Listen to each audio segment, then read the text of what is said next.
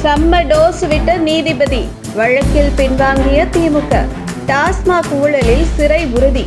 டாஸ்மாக் நிறுவனம் தொடர்பான இடங்களில் அமலாக்கத்துறை நடத்திய சோதனையில் 1000 கோடி ரூபாய் ஊழல் நடந்துள்ளதாக அதிகாரப்பூர்வமாக அமலாக்கத்துறை அறிவித்த நிலையில் அடுத்தடுத்து விசாரணையை தொடங்கி சம்பந்தப்பட்டவர்களை கைது செய்யும் வேளையில் இறங்கியது அமலாக்கத்துறை. இந்த நிலையில் அமலாக்கத்துறை நடவடிக்கைகளுக்கு முட்டுக்கட்டை போடும் வகையில் டாஸ்மாக் நிறுவனம் சார்பாகவும் தமிழக அரசு சார்பாகவும் அமலாக்கத்துறைக்கு எதிராக உயர்நீதிமன்றத்தில் வழக்கு தொடுக்கப்பட்டது.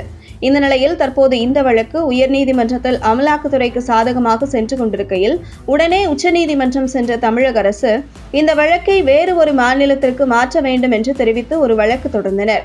ஆனால் இந்த வழக்கை வேறு ஒரு மாநிலத்திற்கு மாற்ற முடியாது என்று உச்சநீதிமன்றம் தெரிவித்திருந்த நிலையில் டாஸ்மாக் நிறுவனமும் தமிழக அரசும் உச்சநீதிமன்றத்தில் தாக்கல் செய்த அந்த மனுவை திரும்ப பெறுவதாக தெரிவித்தனர். ஆனால் மனுவை திரும்ப பெறுவதற்கான பிரமாண பத்திரத்தை தாக்கல் செய்ய வேண்டும் என உச்சநீதிமன்றம் தெரிவித்தது. இதனைத் தொடர்ந்து பிரமாண பத்திரம் செய்து அந்த வழக்கை வாபஸ் வாங்கியது தமிழக அரசு.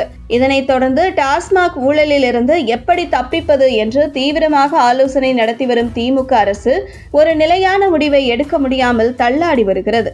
உயர்நீதிமன்றத்தில் இந்த வழக்கு அமலாக்கத்துறை விசாரணை நடத்தக்கூடாது என்கிற தமிழக அரசும் டாஸ்மாக் நிறுவனமும் தாக்கல் செய்த இந்த வழக்கு நடந்து வரும் நிலையில் இந்த வழக்கு அமலாக்கத்துறைக்கு சாதகமாக சென்று கொண்டிருக்கிறது.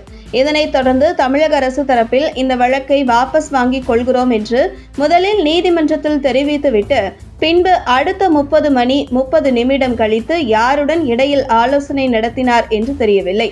தமிழக அரசு சார்பில் தொடுக்கப்பட்ட அமலாக்கத்துறை ரைடு சட்டவிரோதம் என்கிற வழக்கு நிலைப்பாட்டை பொறுமையாக தெரிவிக்கிறோம்.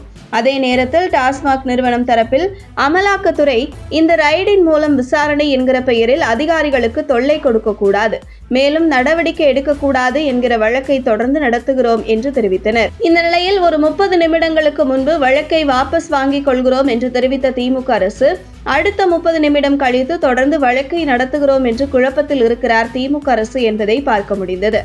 இந்த நிலையில் டாஸ்மாக் நிறுவனம் மூலம் சுமார் 1000 கோடி ஊழல் நடந்துள்ளதை வெளிப்படையாக அமலாக்கத்துறை அம்பலப்படுத்தியுள்ளது என்றால் அவர்களிடம் உறுதியான ஆதாரம் மற்றும் இதில் யாரெல்லாம் தொடர்பில் இருக்கிறார்கள், இந்த பணம் யார் கைக்கு சென்றது என்கிற முழு தகவலும் அமலாக்கத்துறையின் கையில் சிக்கி இருப்பதாகவும் அதன் அடிப்படையில் வசமாக சிக்கியுள்ள அந்த திமுக அரசு இதிலிருந்து தப்பிக்க வழி தெரியாமல் தவித்து வருவதை உயர்நீதிமன்றம் உச்சநீதிமன்றம் என ஓடி அமலாக்கத்துறை விசாரணையை தாமதப்படுத்தலாம் என்கிற முயற்சியில் இறங்கினாலும் அதற்கான சாத்தியமில்லை என்பது வெட்ட வெளிச்சமாகிவிட்டது.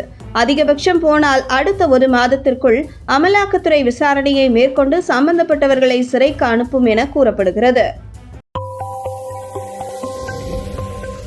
உங்கள் தின சேவல்